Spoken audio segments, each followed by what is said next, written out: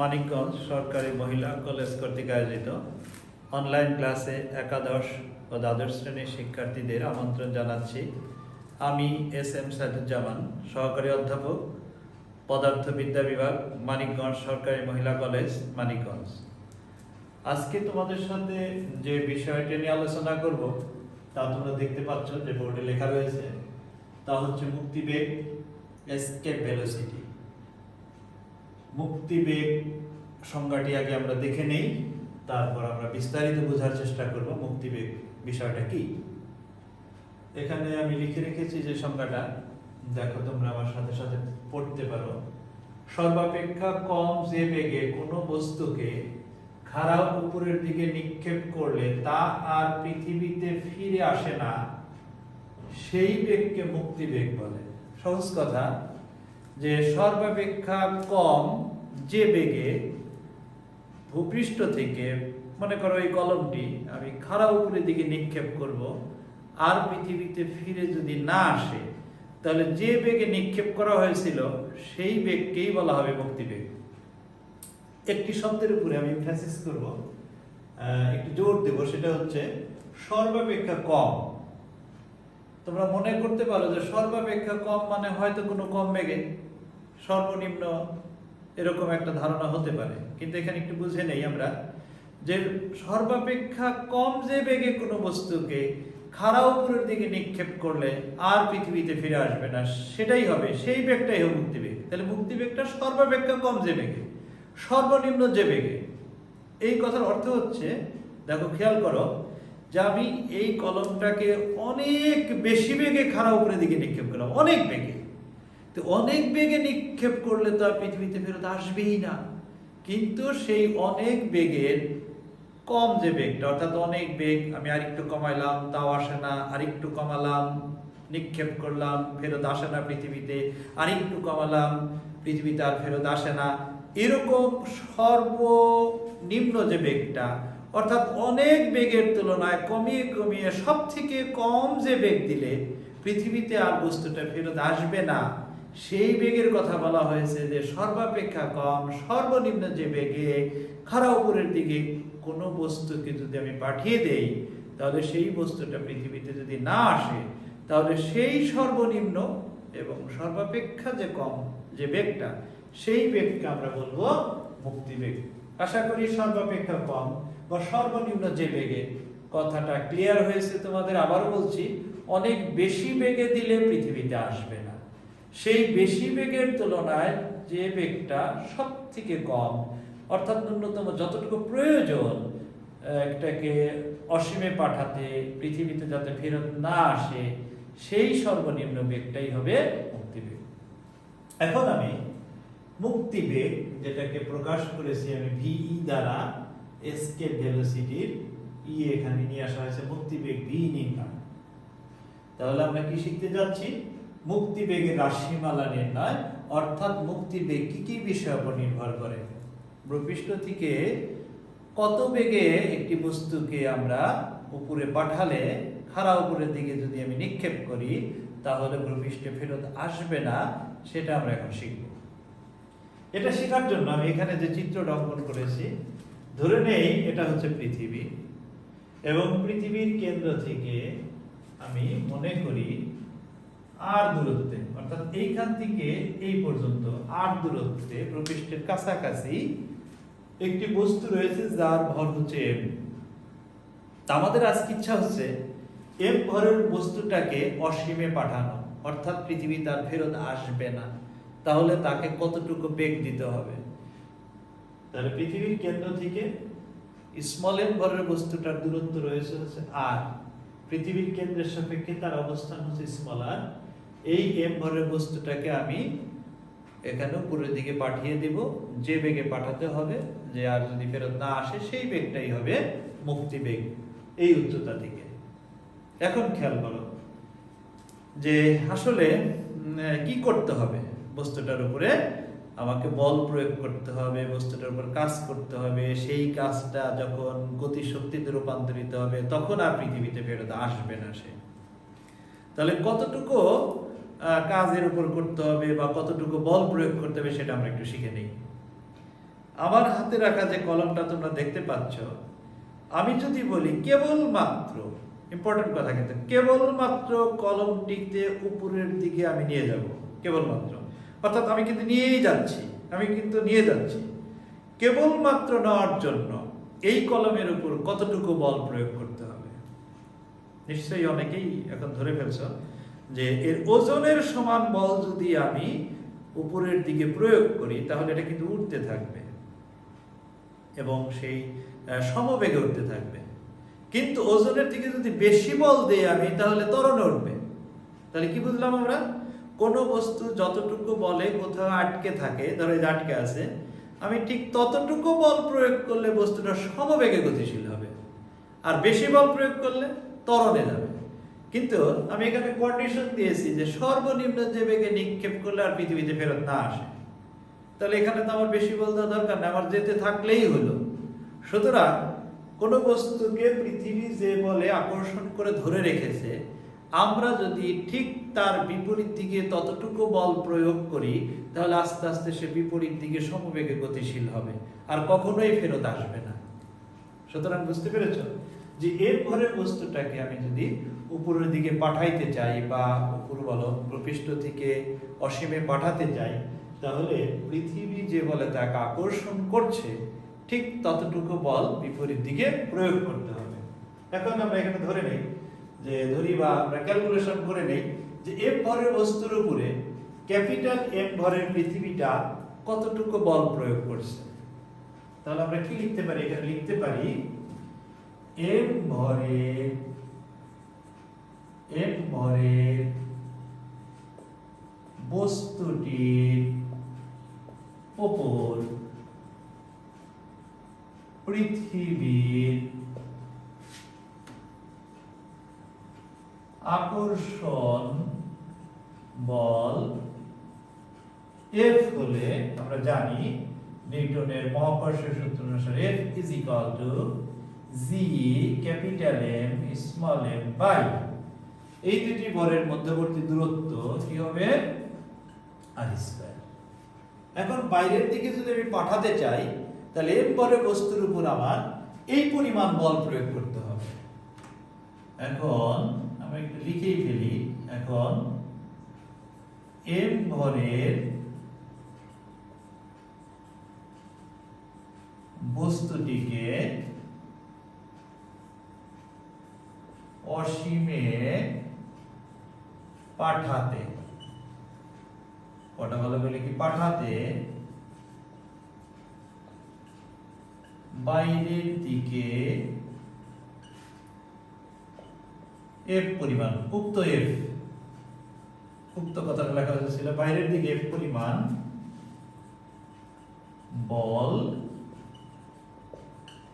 প্রয়োগ করতে হবে। এখন m ভরের বস্তুটিকে অসীমে পাঠাতে বাইরের দিকে উক্ত f পরিমাণ বল প্রয়োগ করতে হবে। এখন এই f পরিমাণ বল প্রয়োগে আমি এখানে দেখো, এখানে দেখেছি চিত্রের মধ্যে যে f পরিমাণ বল প্রয়োগে dr দূরত্বে সরানো হয়েছে। ক্ষুদ্রাতি ক্ষুদ্র dr দূরত্বে যদি আমি f পরিমাণ বল প্রয়োগ করে সরিয়ে ফেলি তাহলে এখানে পাওয়া গেছে বল এবং সরণ, সুতরাং এখানে কৃত কাজ পাওয়া যাবে। তাহলে আমরা পরের ধাপে লিখতে পারি যে বাইরের দিকে, সুতরাং বাইরের দিকে বলতে আমি পৃথিবীর যেদিকে আকর্ষণ করে তার বিপরীত দিকে বোঝাচ্ছি। বাইরের দিকে ক্ষুদ্র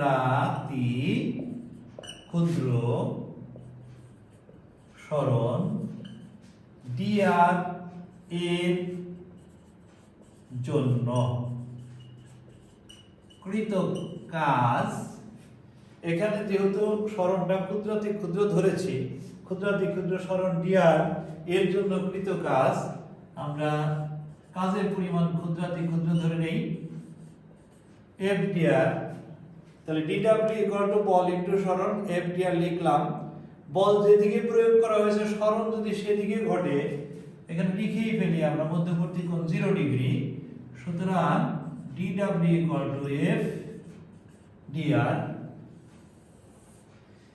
এই এফ এর মানটা এখানে এফটা কার সমান হবে, এই এফ এর সমান হবে।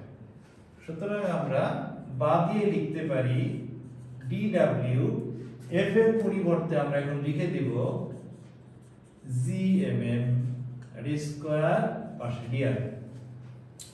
এখন বস্তুটির এম ঘরে বস্তুটির অবস্থান ছিল, অবস্থানটা আমরা এখানে ধরবো।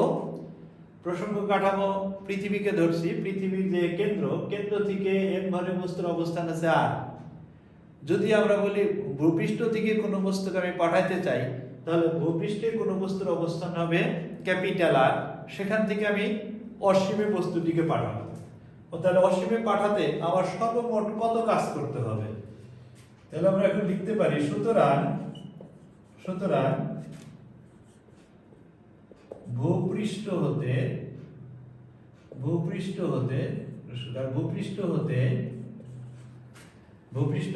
কোথায় পাঠাবো, অসীমে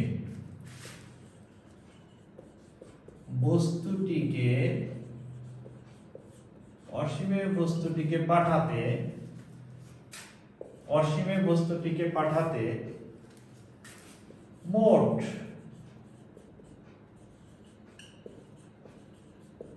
মোট কৃত কাজ। এদিকে যদি আমরা dw কে সমাকলন করি, তাহলে w পাই, মোট কাজ বের হয়ে যাবে। এই পাশে যদি আমরা সমাকলন বা ইন্টিগ্রেশন করি, gmm by r square dr, এবং সমাকলনের রেঞ্জ হবে কোথা থেকে কোথায় পাঠাবো, আবার ভূপৃষ্ঠ থেকে অসীমে। তাহলে ভূপৃষ্ঠে যদি এম ঘরের বস্তুটা থাকতো, তার অবস্থান হতো ক্যাপিটাল আর, এবং সেখান থেকে আমি অসীমে পাঠাবো। এতে মোট যে কাজ সম্পন্ন হবে সেটা আমরা বের করতে চাচ্ছি। এখন সমাকলন ইন্টিগ্রেশন করার সময় আমরা খেয়াল করি যে কোনটা চলক কোনটা ধ্রুবক। ধ্রুবকটাকে আমরা বাইরে রাখবো। ধ্রুবক এবং চলক বোঝার চমৎকার একটা সিস্টেম তোমাদের শিখিয়ে দিচ্ছি।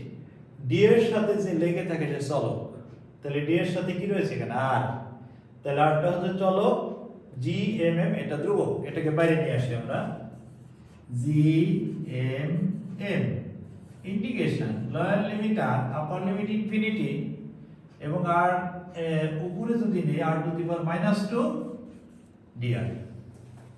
আমরা নিয়ম মতো এখন ক্যালকুলেশনটা করে ফেলি। বাম পাশের অংশটুকু বর্ণনা করা হয়েছে এবং ইতিমধ্যেই হয়তো তোমরা বুঝেছো বা লিখেছো। আমি ওই ডান পাশের ওই অংশটা এইখানে লিখতে চাচ্ছি, ইকুয়াল টু নিচে ইজ ইকুয়াল টু, তার নিচে ইজ ইকুয়াল টু, এখানে এক লাইন করতে পারতাম, আমি এখানে নিয়ে আসতেছি। তাহলে এখানে হবে জি এম এম, আর ইন্টিগ্রেশন নিয়ম অনুসারে, সূত্র অনুসারে এটাকে লেখা যায় r to the power -2 plus 1, এবং যেহেতু সীমা রয়েছে এখানে, তাহলে লোয়ার লিমিট আর আপার লিমিট ইনফিনিটি। এটা কোন সূত্র প্রয়োগ করা হয়েছে আমি এখানে দেখাতে পারি। Integration x to the power n equal to x to the power n plus 1 by n plus 1, এই সূত্রটা এই অংশে প্রয়োগ করা হয়েছে। আমি এটা মুছে ফেলি, বোর্ডটা ক্লিয়ার করি। এখন যদি ক্যালকুলেশন করি জি এম এম -2 প্লাস 1, এখানে -1 থাকে, এই মাইনাসটা আমি সামনে নিয়ে আসি, আর r টু দি পাওয়ার থাকে -1, সেটাকে লেখা যায় 1 by r lower limit upper limit. এখন আমাদের সীমা বা লিমিট বসানোর নিয়ম হচ্ছে, প্রথমে চলকের পরিবর্তে আপার লিমিট বসবে, তাহলে -1 বাই ইনফিনিটি, এবং নিয়মের মাইনাসে মাইনাসে প্লাস 1 বাই, এই চলকের পরিবর্তে লোয়ার লিমিট ক্যাপিটাল আর বসবে। অর্থাৎ বাম পাশে ছিল মোট কৃত কাজ w, ডান পাশে আসবে জি এম এম বাই, কারণ 1 বাই ইনফিনিটি অংশটুকু হচ্ছে 0 শূন্য, তাহলে থাকে এটা যদি এটার সাথে গুণ হয় নিচে আর চলে আসবে। আমি এখানে বক্স করে দিচ্ছি, এটা খুব ইম্পর্টেন্ট। তোমাদের যদি কোনো গাণিতিক সমস্যা এরূপ থাকে যে ভূপৃষ্ঠ থেকে m ভরের একটি বস্তুকে অসীমে পাঠাতে কৃত কাজ, আবার ভূপৃষ্ঠ থেকে m ভরের একটি বস্তুকে অসীমে পাঠিয়ে দেব আর পৃথিবীতে ফেরত আসবে না, তাহলে ন্যূনতম তার উপরে কতটুকু কাজ করতে হবে সেটা W=gmm/r। এখন আমাদের টার্গেট ছিল মুক্তি বেগ নির্ণয় করা। তার মানে এই যে কাজটা সম্পন্ন হবে, এই কাজ দ্বারা বস্তুটাকে কি করব, আমি গতিশীল করব। আর এই গতিশীল করতে গেলে তাকে কত বেগ দিতে হবে সেই বেগটা আমরা নির্ণয় করব। এখানে যেহেতু আমরা কেবলমাত্র উত্তোলন করেছি, উপরের দিকে নিয়ে গেছি আর আসবে না, তাহলে এটা ন্যূনতম কাজ। ন্যূনতম কাজের জন্য ন্যূনতম কাজ দ্বারা যে ন্যূনতম গতিশক্তি তৈরি হবে, সেই গতিশক্তিতে যে বেগ দেওয়া হয়েছে, মানে সেই গতিতে যে বেগ প্রয়োজন, সেটাই হবে আজকের মুক্তিবেগ। তাহলে এই কৃত কাজ দ্বারা বস্তুটা কি হবে, গতিশীল হবে, বস্তুটা গতিশক্তি অর্জন করবে। সেই গতিশক্তিতে যে বেগ, সেটাই হবে আজকের মুক্তিবেগ। তাহলে আমরা লিখতে পারি এই কাজ দ্বারা বস্তুটির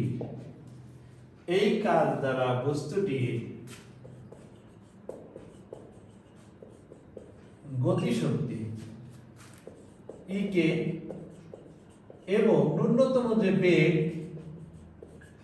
সেই বেগকে আমরা ভি না দিয়ে এসকেপ ভেলোসিটি ভি দেই। এই কাজ দ্বারা বস্তুটির গতিশক্তি কে এবং বেগ ভি হলে আমরা পাই কে ½ mv²। কিন্তু এই গতিশক্তি আসলো কোথা থেকে? একটু আগেই বলেছি যে এই গতিশক্তি অর্জন হবে তার উপর, m ভরের বস্তুর উপর যে কাজটা সম্পাদিত হয়েছে, সেই কাজের পরিমাণ কি W=F, অর্থাৎ গতিশক্তি তার উপর কৃত কাজ, m ভরের বস্তুটার উপর কৃত কাজ। আমি বিস্তারিত এখানে না লিখে, যেহেতু মুখে বললাম, ডাইরেক্ট লিখি। এখন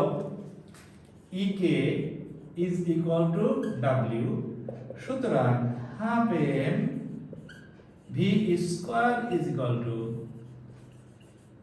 mv² gmm/R। উভয় পক্ষ থেকে স্মল r আমি বাদ দিয়ে দিই অথবা ভাগ করে দিই উভয় পক্ষকে, তাহলে এখানে থাকে v², 2 উপরে চলে যায় 2gm/r। তার মানে মুক্তিবেগের রাশিমালা এসে দাঁড়াচ্ছে gm/r। আমি আরেকটু বক্স করে দিচ্ছি এখানে, ইম্পর্টেন্ট, যে মুক্তিবেগের রাশিমালা আমাদের এসেছে সেটা হচ্ছে v=√2gm/r। তোমরা লক্ষ্য করলে দেখবে মুক্তিবেগের এই রাশিমালার মধ্যে বস্তুর ভর কিন্তু নেই, অনুপস্থিত। তার মানেটা কি? আমাদের কথা ছিল ভূপৃষ্ঠ থেকে ন্যূনতম একটা বেগে খাড়া উপরের দিকে একটি বস্তুকে নিক্ষেপ করব, সেটা আর পৃথিবীতে ফেরত আসবে না। এখন সেই বস্তুটা হলো এই কলম, সেই বস্তুটা হলো বিশাল একটা পাথর, তাতে তো কিছু যায় আসে না। আমাদের কথা ছিল ন্যূনতম একটা বেগ দিতে হবে, হয়তো পাথরটার উপর বেশি কাজ করতে হবে, কলমটার উপর কম কাজ করতে হবে, কিন্তু বেগ কি? বেগ পাথরের যে বেগে নিক্ষেপ করতে হবে পাথরটিকে, কলমকেও সেই বেগে নিক্ষেপ করতে হবে। তাহলে বস্তু ছোট হোক বড় হোক, সকল বস্তুকে ন্যূনতম একটা বেগ দিলে আর পৃথিবীতে ফেরত আসবে না। ন্যূনতম বেগ বড়টার ক্ষেত্রে যা দিতে হবে, ছোটটার ক্ষেত্রেও তাই দিতে হবে। এই জন্য বেগের রাশিমালার মধ্যে কি নেই? বস্তুর ভর অনুপস্থিত, বস্তুর ভর নেই। তাহলে নির্ভর করে কার উপর? মহাকর্ষ ধ্রুবক তো কনস্ট্যান্ট, পৃথিবীর ভরের উপর নির্ভর করে, আর কি? পৃথিবীর ব্যাসার্ধের। এটাকে আরেকটু সিম্পলিফাই করে লেখা যায়, আমি দেখাচ্ছি সেটা। আবার আমরা যেটা জানি ভূপৃষ্ঠের ক্ষেত্রে, আবার g = gm/r², সবাই এটা তোমরা জানো। সুতরাং এখান থেকে gm কি লেখা যায়? gr²। এই gm এর মানটা যদি আমরা এই বক্সকৃত সমীকরণ ওখানে নিয়ে বসাই, তাহলে আমরা কি পাই? v√2 ওই gm এর পরিবর্তে gr², নিচে হচ্ছে r। তার মানে VE is equal to escape velocity is equal to VE is equal to root 2CR।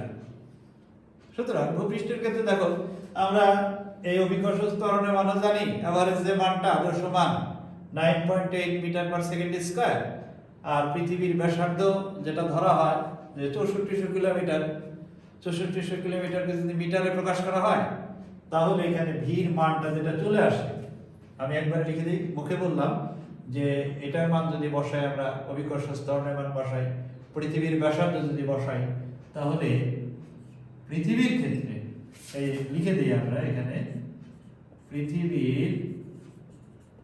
পৃথিবীর ক্ষেত্রে মানে ভূপৃষ্ঠ থেকে একটি বস্তুকে 11.2 কিলোমিটার পার সেকেন্ড। আবার এটা কিভাবে আসলো, বসায় দিতে পারতাম, জি এর মান এবং আর এর মান বসালে এই সমীকরণের মধ্যে ভি এর মান আসে 11.2 কিলোমিটার পার সেকেন্ড। অর্থাৎ পৃথিবী থেকে, ভূপৃষ্ঠ থেকে একটি বস্তুকে আমি যদি 11.2 কিলোমিটার পার সেকেন্ড বেগে নিক্ষেপ করি তাহলে ওই বস্তুটার পৃথিবীতে ফেরত আসবে না। পৃথিবীর ক্ষেত্রে মুক্তিবেগ কিন্তু 11.2 কিলোমিটার পার সেকেন্ড। মঙ্গল গ্রহের ক্ষেত্রে অন্যরকম হয়, কারণ মঙ্গল গ্রহের ভর আলাদা, ব্যাসার্ধ আলাদা। চাঁদের থেকে একটি বস্তুকে যদি খাড়া উপরের দিকে নিক্ষেপ করা হয় তাহলে সেখানে চাঁদের ক্ষেত্রে মুক্তিবেগ পাওয়া যাবে, সেই ক্ষেত্রে চাঁদের ভর বসাতে হবে, চাঁদের ব্যাসার্ধ বসাতে হবে। অর্থাৎ বিভিন্ন গ্রহের ক্ষেত্রে আমরা এই সূত্রটা অ্যাপ্লাই করতে পারি। তাহলে পৃথিবীর ক্ষেত্রে কত বেগে নিক্ষেপ করতে হবে, 11.2 কিলোমিটার পার সেকেন্ড বেগে খাড়া উপরের দিকে কাউকে যদি নিক্ষেপ করা হয়, কোনো বস্তুকে যদি নিক্ষেপ করা হয় তাহলে সেটা আর পৃথিবীতে কখনোই ফেরত আসবে না। তাহলে সেটাই হবে মুক্তিবেগ। তাহলে আবার লাস্ট কথা, সর্বাপেক্ষা যে বেগে কোনো বস্তুকে খাড়া উপরের দিকে নিক্ষেপ করলে আর পৃথিবীতে ফেরত আসবে না, আর তার আপন জায়গায় ফেরত আসবে না, সেই বেগকেই বলা হবে মুক্তিবেগ। আজ এ পর্যন্তই। ভালো থাকো, সুস্থ থাকো, সুন্দর থাকো, স্বাস্থ্যবিধি মেনে চলবে, সতর্ক থাকবে।